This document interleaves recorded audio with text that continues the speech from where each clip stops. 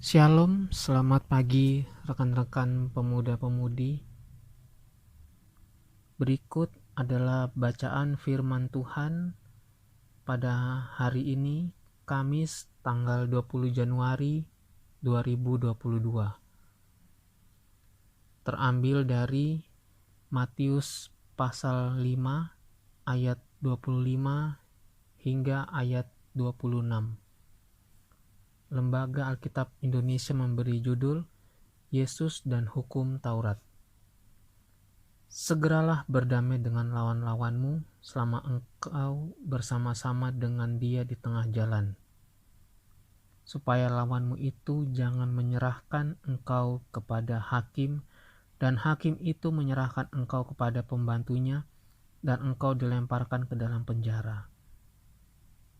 Aku berkata kepadamu, sesungguhnya engkau tidak akan keluar dari sana sebelum engkau membayar hutangmu sampai lunas. Demikian jauh firman Tuhan. Renungan yang terambil dari Sabda Bina Pemuda pada hari ini, Kamis tanggal 20 Januari 2022. Berdamai dengan sesama sebagai wujud nyata berdamai dengan Tuhan. Sebuah peribahasa lama mengatakan, dalamnya lautan dapat diukur, tapi dalamnya hati manusia tak dapat diukur. Benar bahwa tidak seorang pun dapat mengetahui apa yang dipikirkan dan apa kata hati orang lain terhadap dirinya. Karena itu, Tuhan Yesus senantiasa mengajarkan kepada kita untuk membangun relasi dengan sesama dalam keterbukaan dan kejujuran. Maksudnya, sebagai anak-anak Tuhan, janganlah memelihara dendam dan amarah terhadap sesama. Di dalam kehidupan bersama, apabila terjadi konflik atau ketidakharmonisan di dalam sebuah hubungan dengan orang lain, maka langkah yang harus dilakukan adalah mengampuni dan berdamai dengan orang yang berseteru.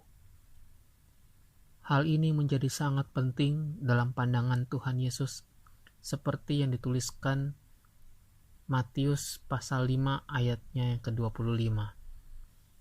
Konsep berdamai dengan sesama dihubungkan Tuhan Yesus pada kehidupan spiritualitas umat, secara khusus dalam melaksanakan peribadahan kepada Tuhan. Apa artinya umat melaksanakan peribadahan secara khusus kepada Tuhan dalam seluruh ritual peribadahannya? Sedangkan di sisi yang lain, umat masih menyimpan dendam dan kemarahan yang besar kepada sesamanya. Hal ini justru akan menistai ibadah yang dilakukan serta menjadi ciri kemunafikan dan ketidakjujuran di hadapan Tuhan. Dalam surat Kolose pasal 3 ayat 13, Rasul Paulus mengajarkan bahwa bersabar dan mengampuni seorang kepada yang lain sebagai manusia baru, dengan meneladani apa yang telah dilakukan Tuhan Yesus Kristus dalam karya penyelamatannya bagi seluruh manusia. Demikian pula kepada jemaat di Roma, Paulus menasihati agar umat senantiasa hidup dalam perdamaian dengan semua orang. Hidup berdamai dengan sesama adalah ciri iman yang harus terus ditumbuhkan dalam kehidupan umat.